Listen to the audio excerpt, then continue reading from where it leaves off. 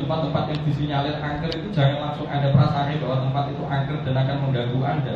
Tapi merinding itu adalah sinyal karena Anda berkomunikasi dengan energi area sekitar. Tapi gara-gara sudah didoktrin jari ini, Google gitu, merinding itu mesti demi tak ganggu aku. Itu sudah jadi tak campur aduk karena kita posisinya ada di Jawa Tengah. Saya akan ngomong dengan logat-logat Jawa itu sendiri ya, yang terutama sudah ada di pertengahan abad ini, berarti kita menggunakan Jawa pertengahan. Nanti kalau memang dirasa ada yang bingung tentang frasa kalimat yang saya ungkapkan, itu ada yang bingung, ditanyakan atau didengarkan saja, nanti semoga yang memberi pengertian itu ya yang sulto atau yang sedang duduk di dalam diri Anda sendiri. Setiap kita akan berproses mengiringi perjalanan masing-masing. Kebetulan ketika saya duduk di depan bukan berarti saya ini gurunya, karena Anda duduk di depan ini sedang menggunakan fasilitas namanya saya. Jadi fasilitasnya adalah saya. Dan nanti ketika Anda sudah bisa mengaktifkan, sudah bisa modal seperti saya, suatu ketika Anda akan menjadi fasilitas yang bisa menyampaikan sesuatu yang dibutuhkan oleh orang-orang di sekeliling Anda. Jadi saat jroning murid dia guru, saat jroning guru itu murid, kita sudah melebur menjadi satu. Dan tidak usah ada intensi macam-macam ketika Anda sudah duduk. Ya sudah, niatnya buka rasa, buka rumongso saja. Nanti kalau diniatnya ini dan ngono, nanti Anda akan kena konsekuensi logis. Maka kita belajar apapun itu harus suwung itu spontan. Jadi tidak usah ditambah-tambahi niat sih macam-macam. Ya sudah, niatnya nyampur, wes sudah. Biar bercampur lagi segala sesuatu yang mungkin kita butuhkan di saat ini sampai nanti, ke paripurna itu sendiri. Terus kemarin ada yang sudah mengikuti sesi Kundalini ini, tapi kemarin baru sekilas, ya yang sudah ikut baru sekilas. Nanti hari pertama ini kira-kira saya akan mengulas sesuatu yang sama tentang artikulasi Jawa yang menjelaskan tentang anatomi dan fisiologi dari perspektif Jawa kuno. Dan nanti di ritual hari kedua itu memang ada upacara pamegengan atau pamekaan, yaitu nanti kita ritual untuk aktivasi Kundalini. Nah, Kundalini itu sebenarnya bahasa bukan bahasa kita, tapi bahasa Sanskerta yang akhirnya menjadi bahasa kita karena kita kalau era sekarang itu sudah memasuki namanya hasil dari akulturasi. Kemampuan dari leluhur kita itu adalah akulturasi. Maka saya sering kali bilang jangan jadi Jumawa tapi Jawa. Kalau Jawa itu way of life bukan agama, ya.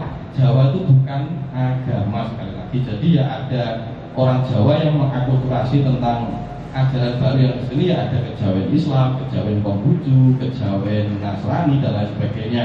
Itu karena hasil akulturasi. Sekali lagi Jawa itu bukan berbelangkon, bukan nganggo soja, bukan, itu artinya adalah Jawi. Jawi itu hasil dari Jawa. Jawa itu sebab Jawi itu adalah hasil dari Jawa.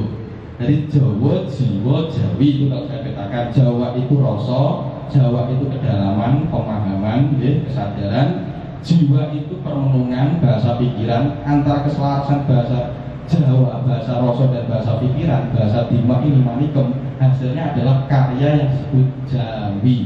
Jadi sekarang pulau tiang Jawi, Jawi itu artinya Jawa. Jadi pulau tiang Jawa, Jawa itu berarti ketika Anda berikhlas saya tiang Jawa, Jawa berarti Anda berdoa untuk saya orang yang selalu terjaga di dalam kesadaran. Kira-kira begitu. Jadi nanti bundungnya biar Anda tahu apa yang dikatakan Jawa itu sebenarnya adalah kebijaksanaan dan pemahaman, artinya kedalaman itu sekali lagi itu. Nanti di hari yang kedua pamekaan atau pamegangan ini kita lakukan secara sesama. Semoga ketika ritual pengupacaraan itu nanti lancar semua. Jadi mohon diikuti secara seksama antara awal dan akhir agar nanti jenengan tidak kaget. Misalkan nanti sudah saya ulas teorinya tentang apa itu Kundalini, tentang apa itu perspektif teori-teorinya. Nanti kita praktek, ada manekung, ada samadhi. Manekung itu adalah olah napas, megang napas. Samadhi itu latihan merasakan napas. Jadi sebelum Anda bisa merasakan napas, Anda harus berlatih olah napas. Karena kalau Anda tidak melatih olah napas, tubuh Anda ini angin-anginan. Karena pikiran itu sifatnya angin-anginan atau angan-anganan. Tapi kalau sudah dalam kondisi pernapasannya bagus, itu energi kita naik. Nah, ketika energi kita naik, daya itu full dalam diri kita, maka kesadaran kita tidak goncang. Karena kita tidak mengalami kekurangan energi atau defisit energi. Kalau kita defisit energi, seringkali kita ini angin-anginan, gampang kemerungsung. Orang yang kelelahan itu pasti gampang marah, kehilangan kesadaran. Maka setiap hari kelelahan terjadi yang membuat Anda itu ruwet karena Anda menghabiskan energi Anda secara tidak sadar. Kemana energi itu bisa mengalir? Saat Anda banyak pikiran, banyak prasangka. Nah, di dalam latihan aktivasi Kundalini ini sebenarnya kita membongkar atau memekat sumber energi yang ada di dalam diri kita. Kundalini itu apa? Sebenarnya, kalau Anda tahu apa Kundalini itu, menurut jenengan apa? Nah, Kundalini itu sebenarnya adalah Tirta Sanjiwani yang duduknya di lokus tulang ekor. Nah, itu diarani Cupu Manik Astogino. Nah, itu artinya adalah Tirta Sanjiwani atau Tirta Kamandali. Itu harus diangkat ke atas biar menjadi Tirta Amerta. Karena ketika dia nanti bersentuhan dengan titik-titik yang ada di atas spot atau sumber cakra, dia akan membongkar seluruh susunan energi yang tersebar di dalam diri kita. Nah, seringkali energi kita itu tersumbat. Energi kita tersumbat karena pengaruh siklus lingkungan, karena pengaruh aktivitas berpikir itu lebih banyak daripada aktivitas mempersepsi. Jadi kita itu kehilangan namanya persepsi, kemampuan perseptif itu hilang. Akhirnya urip nggak peka terhadap gelombang alam dan bahasa alam. Karena persepsi itu lebih jujur, tapi kalau prasangka itu angin-anginan. Nah, kita kebanyakan menggunakan prasangka daripada melatih untuk reseptif atau persepsi. Maka di dalam tradisi Astanga Yoga itu ada 8 tingkatan untuk meningkatkan persepsi atau reseptif tubuh kita. Jadi awak dewi kalah asu itu lebih peka terhadap gelombang alam daripada kita. Karena kita dididik di era yang sudah maju, era yang bekerja begitu cepat, yang sangat administratif, yang penuh doktrin ilusi idealitas, yang akhirnya menambah beban prasangka. Nah, ketika prasangka berlebihan, ketika Anda menggunakan aktivitas pikiran secara boros, Anda mengalami defisit energi. Jadi setiap hari yang membuat Anda lelah itu bukan aktivitas fisik, tapi aktivitas pikiran. Anda berpikir mau ke sini, ketemu Mas Tunjung, sudah membayangkan ilusi ruang waktu, itu energi akan mengalir ke sana. Mengalir ke ruang waktu itu. Besok ini ketemu bos, besok ini harus rapat, besok mau apa. Anda sudah habis ke situ energi, sudah baru. Nah, ketika energi habis ke situ, mesti gampang kelelahan. Jadi kelelahan itu bukan karena aktivitas fisik, tapi aktivitas pikiran yang berlebihan. Manusia boleh menggunakan kekuatan dima atau otak yang dinamakan berpikir, tapi yang kepikiran, kelelahan jangan. Itu yang membuat diri Anda dalam posisi yang goncang, rentan, lemah, rapuh. Maka di dalam teknik-teknik tertentu kita diajarkan tentang samadhi atau meditasi itu meningkatkan reseptor. Karena bahasa tubuh itu paling jujur. Anda bisa merinding di tempat-tempat yang disinyalir angker itu, jangan langsung Anda perasaan bahwa tempat itu angker dan akan mengganggu Anda. Tapi merinding itu adalah sinyal karena Anda berkomunikasi dengan energi area sekitar. Tapi gara-gara sudah didoktrin jari ini, Google gitu, merinding itu mesti demit tak ganggu aku. Itu sudah ngaco karena itu prasangka Anda sendiri. Maka latihan persepsi itu latihan ngerasain. Orang Jawa itu, ilmu Jawa itu laku. Latihan memperbanyak merasakan. Yang ngerasake kopi, yang ngerasake dedahara, yang ngerasake situasi setempat. Nah, saya ini ngopi saja sambil nyotot, sambil ngomong, jadi bingung, tidak pernah merasakan. Makanya zaman dulu kalau ada sebuah lagu-lagu makan ojo karo ngomong kayak gitu ya, ada mbah-mbah begitu, biar kita tuh fokus untuk main, untuk latihan persepsi, sadar kemampuan rasa itu biar peka. Ya, kira-kira begitu. Nah, kenapa rasa itu? Rasa itu pengalaman yang paling benar. Kira-kira yang mendekati jalur kepada titik kausa prima atau Tuhan itu ya rasa itu. Karena ketika Anda minum kopi, yang benar adalah apa yang Anda rasakan itu. Anda menceritakan kopi itu manis, pahit, sudah batal. Anda sudah melimitasi, tidak ada. Karena peristiwa di lidah Anda dan di lidah saya berbeda. Maka rasa itu paling titik sentral untuk melatih kita mencapai titik tertinggi Tuhan. Bagi orang Tuhan, tak kenal kini yang ngomong. Tidak bisa semakin diceritakan menjadikan benar, karena itu prasangka. Dan nanti kita akan melatih kekuatan Kundalini untuk menyelaraskan tubuh kita, agar tubuh kita mencapai taraf yang benar-benar mencapai pencerahan. Nah, sekarang secara Jawa itu ilmu Jawa sudah dinyatakan bahwa ilmu Jawa itu kasunyatan. ilmu Jawa itu kasunyatan yo iso niskala atau gaib ya, yang tidak bisa terindra atau yang memang terindra skala ya, niskala atau skala yang bisa dirasionalitaskan atau irasional. Nah sebenarnya sudah harus kita pahami, Jawa sudah mengenalkan dua titik tools, alat ya, perangkat untuk mendeteksi sesuatu yang terlihat, terrasionalisasi, itu namanya otak, memiliki kemampuan namanya manikum itu visual dalam bahasa sekarang ya. Dan ketika mendeteksi sesuatu yang tidak terlihat tanpa batas itu menggunakan rasa sejati atau cakra anahata. Dan seringkali kita itu kecepatan menyimpulkan, akhirnya jadinya apa? Jadinya adalah keyakinan yang dipaksa secara massal, masif, gugon gitu ya. Akhirnya digede-gedein jadi apa? Tahayulisme. Dan itu yang membuat kita tidak waras. Akhirnya gampang dikibulin. Karena Anda sendiri menyediakan untuk dikibulin. Kira-kira gitu. Nah, makanya olah nalar dulu, baru olah rasa. Atau kamu balik, olah rasa dulu, baru olah nalar. Terserah mau pakai cara mana dulu. Makanya kalau orang zaman dulu ada namanya sasmito atau saloko. Ngerti sasmito atau saloko itu pasemon. Itu adalah kiasan. Gula orang gun susu angin lain, gula orang gali kangkung itu kan pasemon. Itu melatih Anda untuk bisa merenung menggunakan pikiran sampai matang. Dari ranah yang irasional menjadi rasional, gulai sampai matangnya pikiran kita, sampai matangnya cara berpikir kita. Nah nanti kalau tidak temu, itu maksudnya guru-guru zaman dulu itu ben kowe akhirnya latihan kroso. Karena nganggo pikiran gak temu. Piye guru susah angin iki? Piye tapake kontrol anglayang iki? Piye gale kagum itu? Tidak bisa. Akhirnya Anda otomatis pun kalau tak melakoni mawon itu ada gelem tirakat lagi. Ketika gelem tirakat dia menggunakan perangkat yang namanya rasa sejati atau anahata. Baru dia menemukan tentang titik Tuhan. Dan sebenarnya guru-guru zaman dulu mengajarkan itu untuk mengarahkan si pribadi murid agar terpanggil dengan sendirinya. Nek wis jenuh berkutang ning jero kok gak temu pasti dia akan mau nglakoni. Maka guru zaman dulu hanya menggunakan saloko pasemon, tidak langsung diwedar atau diwejang. Mesti dikon goleki dhewe. Karena apa? Kebijaksanaan guru zaman dulu tidak mau membawa muridnya di dalam gangguan tahayulisme atau permainan pikiran yang delusi dan sangat delusif. Karena kita itu rawan terserang oleh perasaan dan pikiran kita sendiri.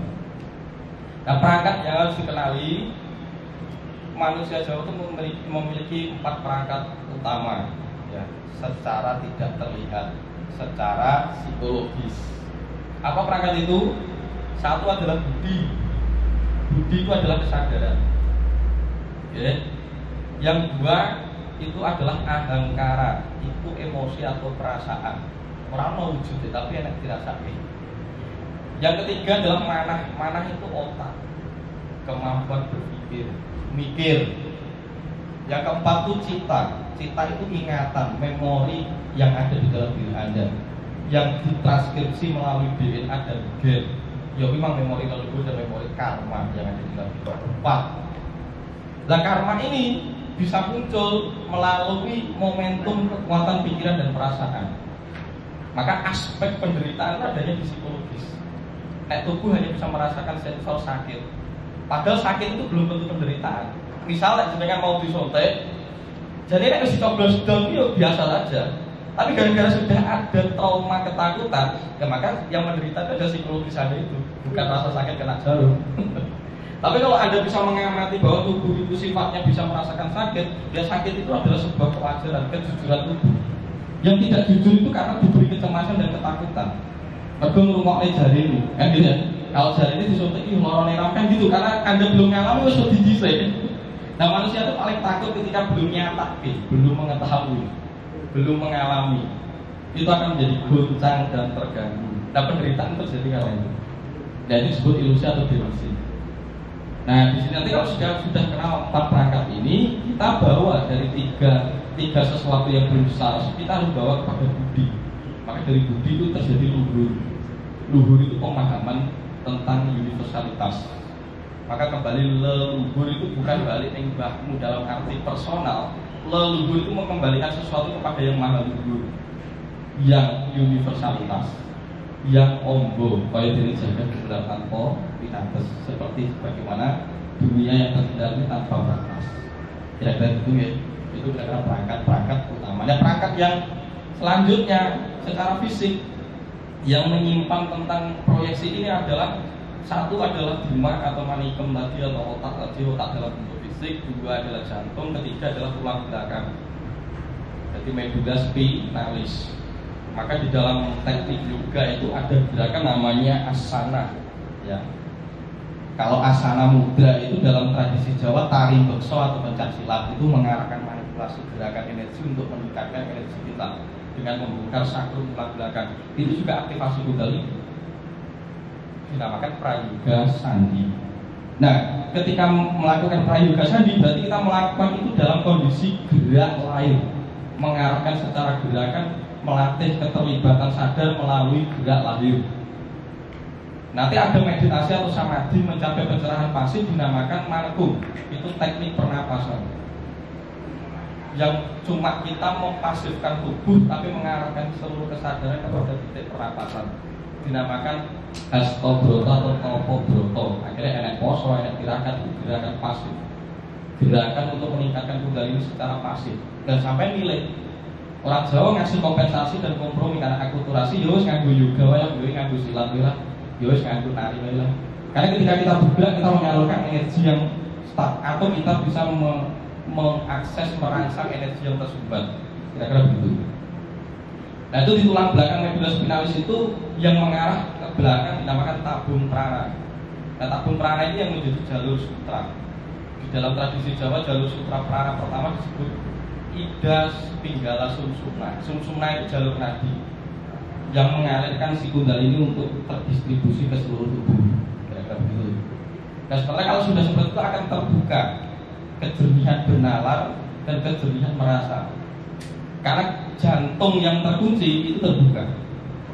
Nah seringkali kita ini di era milenial itu mengalami kegagalan eksistensial. Kita tidak mengalami kesejahteraan hidup karena jantung dan pikiran kita tidak pernah digunakan sebagaimana semestinya. Jantung yang seharusnya digunakan untuk mencinta, kepedulian itu digunakan untuk saling membenci. Jangan salahkan kalau ada kena serangan jantung. Karena ngelok. Semakin jantung tidak berfungsi secara tepat, dia akan semakin mengerut. Semakin mengerut tertutup cakra jantung. Stuck, ngelok. Ketika stuck dan ngelok, tekanan darah naik dan akan menghancurkan cerebrum. Cerebrum akan pecah pembuluh darah, stroke. Dan kasus ini banyak ditemukan di era modern daripada era kuno. Kenapa? Karena pola sudah berubah, tidak punya laku. Nah sekarang mari kita gali ulang apa yang sudah pernah diwariskan di tanah ini. Sebagaimana kita hidup di tanah ini dengan kontur antropologinya dan kontur geografisnya. Ya, karena kita sedang menggunakan pola yang bukan tanah kita itu yang jadi masalah. Kira-kira.